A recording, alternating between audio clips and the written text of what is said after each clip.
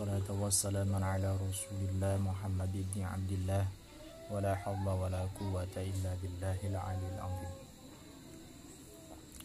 Qala rabbi israh lana sudurana wa yassir lana umurana wa hlul 'uqdatam min alsinatina yafqahu qawlana.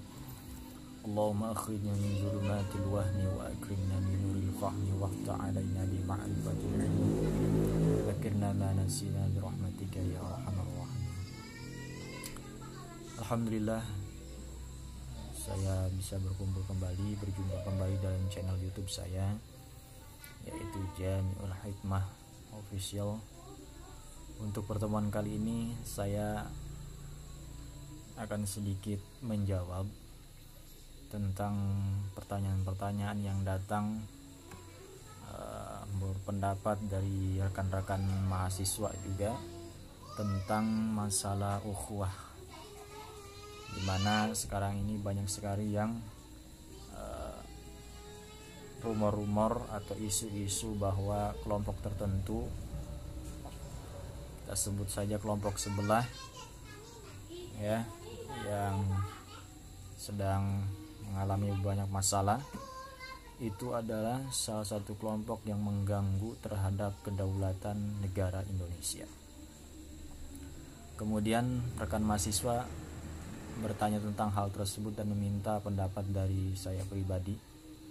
Insya Allah saya akan memberikan pendapat saya tentang ukhuwah ya, ukhuwah terutama dalam lingkup kajian keislaman ya, yang kita harus pahami, terutama yang namanya ukhuwah di kalangan agama ini, terutama agama Islam, sangat penting dipahami, terutama daripada kita orang-orang yang masih muda ya.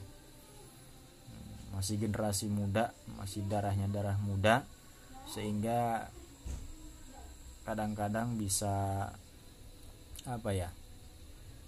bisa terpengaruh dengan berbagai macam ajakan, berbagai macam semboyan keagamaan, sehingga terpacu adrenalin kita untuk semangat berjuang, padahal kita tidak tahu arah kita itu seperti apa, mau kemana, kita hanya mengikuti saja. Kalau saya ditanya tentang pendapat Front ya, Front Pembela Islam FPI, tentang masalah ukhuwah Islamiyah, ini saya akan kembali kepada pembahasan agama ya. Jadi dalam Islam itu ada 3 ukhuwah yang harus kita pahami ya. Pokok utama adalah ukhuwah yang dilandasi oleh agama. Kalau kita berarti agama Islam, berarti ukhuwah Islamiyah. Nah, ukhuwah ini dilandasi karena kita satu agama, yaitu sesama Muslim atau beragama Islam. Ini menjadi faktor tolak ukur yang pertama dan menjadi dasar dari ukhuwah selanjutnya.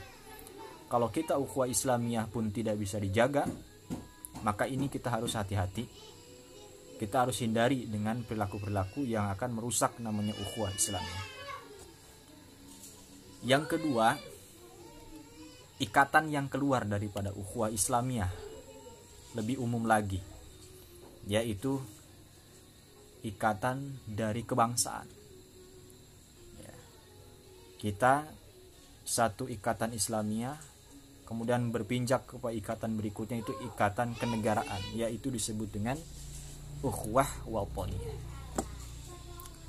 Yang kedua ini memang sifatnya plural atau multi, atau sifatnya luas. Siapapun yang berada dalam satu negara atau berpijak pada suatu suku kebangsaan yang sama, maka ini harus dijaga, jangan sampai terpecah belah. Maka ini disebut dengan ukhuwah wataniyah. Kemudian ukhuwah yang ketiga ini berlandaskan dengan kemanusiaan, asas kemanusiaan, sesama manusia, sudah beragama satu negara dan adanya hak asasi kemanusiaan, disebut dengan ukhuwah basyariyah, atau bisa disebut dengan ukhuwah insaniyah. Nah, dalam masalah ukhuwah Islam, ukhuwah dari basyariah ini atau ukhuwah insaniyah ini sifatnya sangat luas. Siapapun selagi dia bentuknya manusia, mau beragama apapun, maka dalam hal ukhuwah basyariah atau ukhuwah insaniyah itu terlindungi dan tidak boleh diganggu-gugat. Dari 3 unsur ukhuwah ini kita bisa mengaca diri, memfilter diri bahwa apakah kelompok tertentu sudah mengganggu dari 3 unsur ukhuwah ini atau tidak. Kalau sudah mengganggu dari salah satu unsur 3 ukhuwah ini, maka itu kita harus hindari. Ya, kita hindari sebagai generasi muda, jangan sampai mengikuti alur tersebut. Terus memang masalah-masalah ini adakah dalilnya? Ya. Kalau misalnya ukhuwah-ukhuwah yang lain pasti, ya. Wah, di firman Allah juga bahwa sesama manusia itu, terutama orang-orang yang beriman, adalah saudara. Innamal muslimuna ikhwatun fa aslihu baina akhwaikum, ya, sampai akhirnya. Kemudian dari segi watoniyah, banyak para ulama menjelaskan, terutama Syekh Hasyim Asy'ari memberikan fatwa jihadnya bahwa hubul waton minal iman. Kemudian yang sering disalahgunakan bahwa sekarang itu ada ukhuwah insaniyah, toleransi sama manusia, beranggapan bahwa itu tidak ada dalilnya. Padahal walaupun dia beragamanya beda, selagi dia bentuknya sebagai manusia dan layak dilindungi oleh negara, maka itu adalah tanggung jawab kita untuk selalu rukun dengannya. Apakah ada dalil yang menjelaskan bahwa ukhuwah dari insaniyah ini lahir dari Al-Quran juga? Ya. Dalam Al-Quran surat An-Nisa ayat 4 dijelaskan. Surat An-Nisa, ya, ayat 1, mohon maaf, dijelaskan di situ bahwa ya ayyuhan nasu taqu rabbakumul ladzi khalaqakum min nafsin wahidah wa khalaqa minha zawjaha wa batha minhuma rijalan katsiran wa nisaa wattaqullaha alladzi tasaaluna bihi wal arham innallaha kana 'alaikum raqiba. Di sini dijelaskan bahwa wahai manusia, ittaqu rabbakum, bertakwalah kamu kepada Tuhan kamu sekalian. Ya, takwalah kepada Allah. Ittaqu, bertakwalah kamu, rabbakum, kepada Tuhan kamu sekalian, alladzi khalaqakum, yang telah menciptakanmu, min nafsin wahidatin, dari jiwa yang satu. Siapa jiwa yang satu ini? Yaitu Adam. Ya, wahidah. Dan juga jiwa yang satu ini adalah sumber daripada penciptaan manusia. Ya, wa khalaqa minha zawjaha wa batha minhuma rijalan katsiran wa nisaa.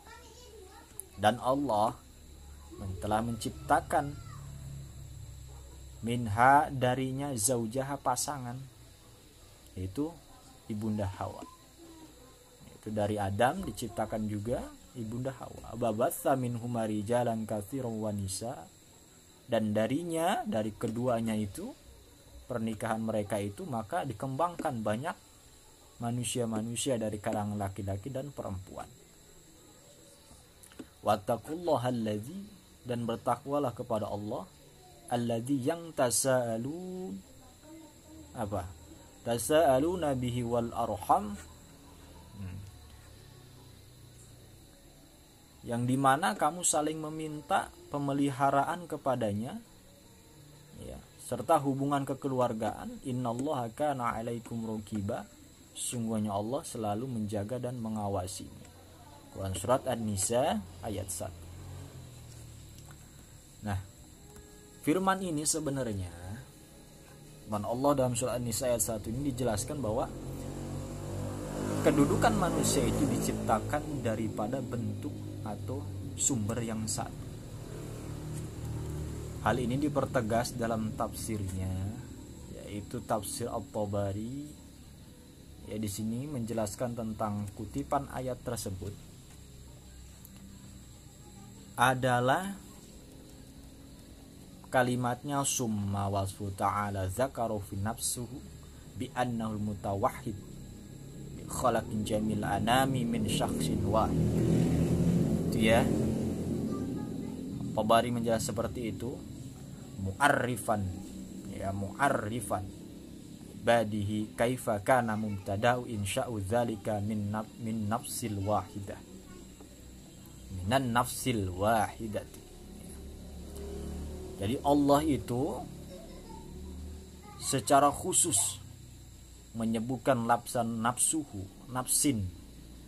Ya, di ayat tersebut kita jelaskan ada min nafsin, ya, kata nafsin di situ. Sebagai apa? Dalam ayat ini adalah untuk bi'annahu, bahwasanya untuk Allah itu untuk mutawahid. Ya, Allah Ta'ala secara sendirian. Khalaqin jamil anami, telah menciptakan seluruh manusia. Min syakhsin wahid. Ya, katanya juga di sini min syakhsin wahid. Ya, berasal dari individu atau sumber yang satu, yaitu Adam alaihi salam. Sebagai apa? Mu'arrifan ibadihi kaifa kana mubtada'u insya'u dzalika minal nafsil wahid. Sebagai apa? Tujuannya adalah untuk memberitahu kepada hamba-hambanya bahwa bagaimanapun kondisi mereka saat ini, ya, sedang berkembang menjadi manusia yang banyak, ya, kana mubtada'u insya'u dzalika minan nafsil wahid, bahwasanya keadaannya itu dari awalnya itu dibentuk daripada jiwa yang satu. Ini Tabari menjelaskan seperti ini dalam menafsirkan ayat tersebut. Ya. Sudah jelas bahwa dalam kata nafsin di situ udah jelas dari jiwa yang satu, bahwa kita sesama manusia mempunyai ikatan yang sama, yaitu sumber yang satu. Dengan kata lain, ini sebagai penafsiran dari ayat An-Nisa tadi menjelaskan bahwa ukhuwah insaniyah itu ada di dalam Al-Quran dan tidak boleh diganggu gugat. Ya. Nah, wa munabbi'ahum bidzalik ala anna jami'ahum bin nabi rajulun wahid wa ummu wahid. Nah, bahwasanya mereka itu, ya, tujuan dari penyebutan tadi yang nafsun wahid itu adalah untuk mengingatkan para hamba. Mengingatkan para hamba bahwasanya semua mereka itu berasal dari ayah yang satu dan umi yang satu, ibu yang satu, yaitu Bapak Adam dan Umi Hawa. Wa ana ba'du min ba'di wa ana haqqu ba'dum ala ba'di wajib. Nah, dengan secara tidak langsung menghormati. Oleh karena itu antara satu sama lain, ya, dengan individu yang lainnya itu hukumnya wajib. Ya, wajib dari apa? Segi apa? Wajibnya itu saling menyayangi, wujubul haqqil akhi alal akhi, sebagaimana keadaan kewajiban mereka menghormati satu sama lain, yaitu saling saudara. Ya, sebagaimana kita bersaudara dengan kakak kita, dengan itu sebagaimana seperti itu aja gambarannya, bahwa kita dengan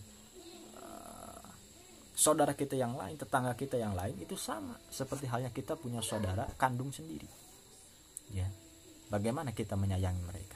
Sama halnya seperti itu.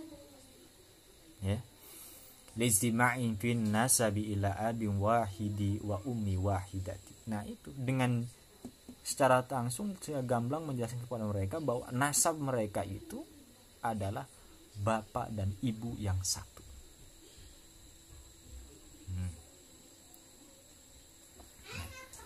Demikian, ini adalah penafsiran dari At-Tabari dalam tafsirnya bahwa ayat tersebut menjelaskan ya bahwa kata nafsin dari ayat An-Nisa ayat 1 itu adalah sumber yang satu. Berarti kita saudara dan tidak boleh ada perpecahan. Ya, At-Tabari Jamil Bayan fi Ta'wilil Quran ya, juz 7 halaman 521. Itu sumbernya dari penafsiran. Nah, ini ada sebagai dalil bahwa At-Tabari juga menafsirkan sebagai seorang ulama yang nasionalis, sehingga mau meneliti tentang kajian ayat tersebut dan menafsirkan bahwa ukhuwah insaniyah itu ada. Ya. Baik, kemudian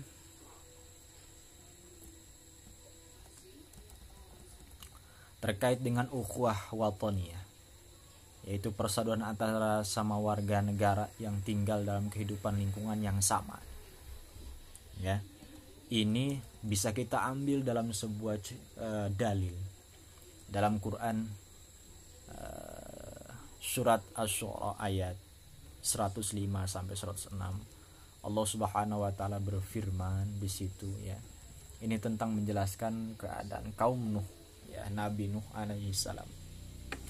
Di situ ada kalimat kadzdzabal qaumu nuhil mursalin ya. Nur mursalin idz qala lahum akhuhum nuhun alla tattaqun. Ya, Asy-Syu'ara ayat 105 sampai 106. Di situ ada kalimat idz qala lahum akhuhum. Ya. Oh, di sini jelas ada kata idz qala lahum akhuhum. Kaum Nuh, kadzabat qaumun Nuhil mursalin. Kaum Nuh telah mendustakan para rasul yang telah diutus. Idz qala lahum akhuhum Nuh alla tattaqu. Ketika saudara mereka, siapa? Nabi Nuh alaihissalam berkata kepada mereka, mengapa kalian tidak bertakwa? Itu ada nama kata akhu. Akhu berarti saudara. Ini adalah pemahaman kita bahwa ya, yang namanya ukhuwah terutama watoniyah itu sangat penting.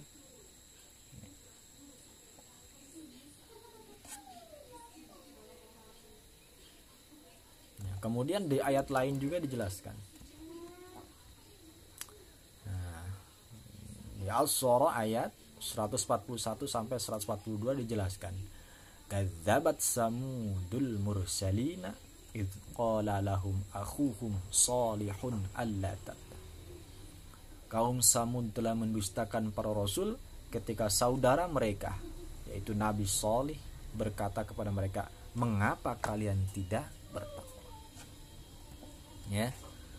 Kemudian di ayat lain juga dijelaskan, Asy-Syu'ara ayat 161 sampai 162, idz qala lahum akhuhum Lutun alla tattaquna inni lakum rasulun amin. Nah, ketika saudara mereka Lut berkata kepada mereka, mengapa kalian tidak bertakwa? Sungguh aku adalah seorang rasul yang diutus kepada kalian yang bisa dipercaya. Nah,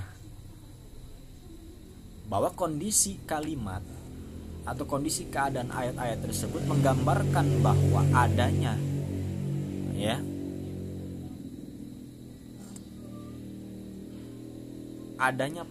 pemahaman bahwa di sini ada sifatnya sebuah perintah untuk menjaga namanya ukhuwah watoniyah.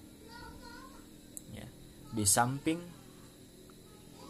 ukhuwah insaniyah sesama saudara, ini juga mengisyaratkan bahwa kita harus mencintai namanya negara. Ya.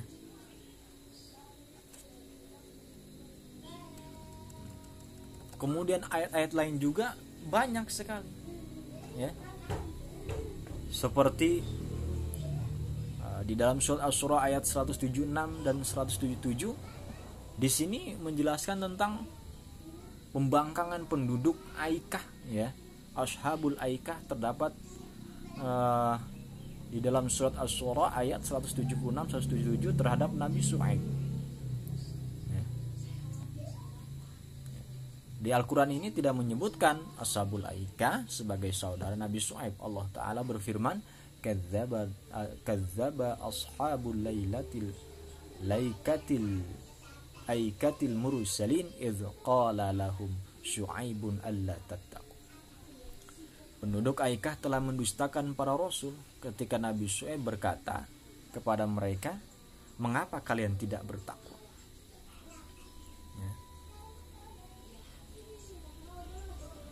Nah, kenapa di kalimat ini Nabi Syuaib tidak dimasukkan atau tidak menyebutkan sebagai penduduk dari Ashabul Aikah?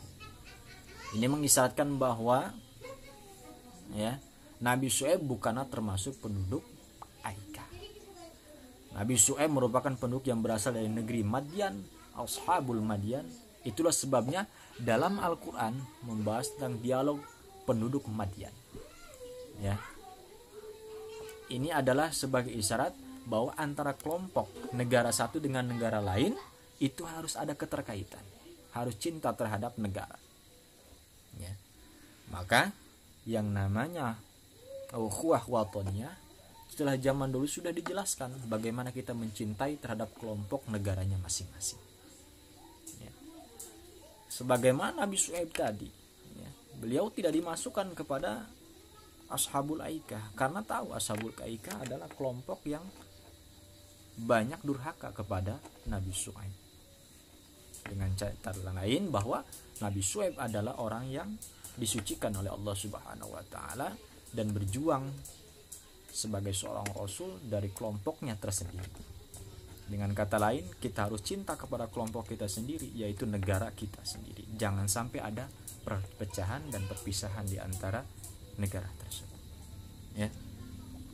Nah, sebagaimana dijelaskan juga bahwa Nabi Syuaib itu dari Ashabul Madyan, Ashab al-Madyan, dalam surat Al-Ankabut ayat 36 menjelaskan wa ila madyana akhahum syuaiba wa qala ya qaumi ibudullaha wa arjul yaumal akhirah wa la ta'tsaw fil ardi mufsidin. Dan kepada penduduk Madyan kami telah mengutus saudara mereka Syuaib. Nah, ini kata saudara, dia berkata, wahai kaumku, sembahlah Allah, harapkanlah pahala dari akhirat, dan jangan kamu berkeliaran di bumi dengan berbuat kerusakan. Nah, seruan Nabi Syuaib kepada Ashabul Aikah merupakan seruan atas nama kemanusiaan. Sementara seruan Nabi Syuaib kepada penduduk Madyan merupakan seruan atas nama bangsa dan setanah air. Itu bedanya. Nabi Syuaib memberikan risalah atau berdakwah ke Ashabul Aikah itu atas nama kemanusiaan, karena memang dia diutus sebagai rasul, harus menyampaikan namanya agama kemanusiaan kepada siapapun tetap disampaikan. Nah, sedangkan ia di negaranya sendiri ada memberikan ajakan kepada Ashabul Madyan ini sebagaimana dia sebagai seorang negarawan, cinta kepada negara. Ini sebagaimana dijelaskan dalam tafsir Al-Qurtubi dalam kitab Jami'ul Ahkam Al-Quran jilid 13 halaman 135. Demikian pembahasan bahwa kesimpulannya adalah 3 ukhuwah ini harus kita pegang, terutama pertama ukhuwah dalam rangka keislaman satu agama, yang kedua ukhuwah watoniyah sebagaimana dijelaskan para nabi mencintai negaranya sendiri, dan yang terakhir adalah ukhuwah insaniyah, walaupun negara kita berbeda dengan negara yang lain, walaupun suku kita berbeda dengan suku lain, walaupun jenis kita berbeda dengan jenis manusia lain, tapi tetap kalau kita sebagai manusia, dia sebagai manusia, maka ada hak dan ada kewajiban untuk saling menghargai dan saling melindungi. Demikianlah pendapat saya tentang ukhuwah dalam lingkup Islamiyah, dalam lingkup kenegaraan dan dalam lingkup kemanusiaan. Mudah-mudahan jawaban saya, pendapat saya dapat memberikan sedikit penerangan. Mohon maaf atas segala kekurangan. Wabillahi taufiq wal hidayah. Wassalamualaikum warahmatullahi wabarakatuh.